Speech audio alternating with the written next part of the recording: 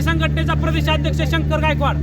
आज आम्ही बार्शी तालुक्यातील बजरंग सोनवणे जे खासदार आहेत बीड खल्ले यांचा साखर कारखाना आहे येडेश्वरी युनिट नंबर 2 यांच्या साखर कारखान्यावरती या ठिकाणी आलेलो आहोत। या ठिकाणी आम्ही त्यांचा काटा तपासलेला आहे।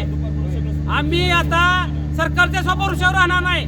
सरकार धाडपत्का नेमतंय, जिथं काटा फॉल्टी आढळतंय तिथं मी स्वतः होतो, जिथं बबनराव शिंदे यांचा कारखाना फॉल्टी आढळला तुम्ही त्या पथकातनं मला काढून टाकलं मी गोंधळ केल्यानंतर। मी सरकारला जो सांगू इच्छितोय ही धाडपत्काऐवजी तुम्ही शेतकऱ्यांना काटा तपासायसाठी परमिशन द्या। मी मागितली होती शेतकऱ्यांना तुम्ही डिक्लेअर करा ना, तात्काळ त्या ठिकाणी बोर्ड लावा, प्रत्येक कारखान्याला आदेश काढा तसा तुम्ही कुठेही काटा वजन करा आणि आमच्या कारखान्यात ऊस घाला, मग लोक काटाना वजन करून घालतील, काटा आणि बंद होईल।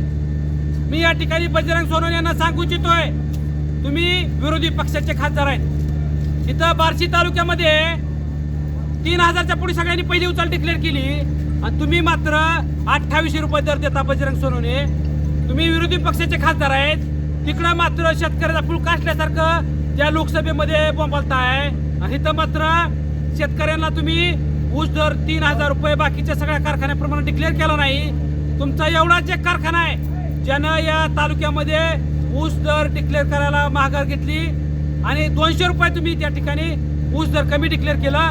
तात्काळ तुम्ही पहिली उचल 3000च्या पुढे डिक्लेअर करा आणि अंतिम दर ऊसाला 4000 रुपये द्या, अन्यथा ही काय बीड नाही, ही पश्चिम महाराष्ट्र आहे। इथं लोक ऊसानं मारतीत गप्प बसत नाहीत। तुमच्या तिकडे खेळ काय विचारत असेल इथं तसली नाटकं करू नका। ऊसाला दर तात्काळ डिक्लेअर करा, पहिली उचल 3000, अंतिम दर 4000 आणि मग ऊसाचं गळप चालू करा, अन्यथा ही गव्हाण बंद आंदोलन आहे, ही काय बंद होणार नाही।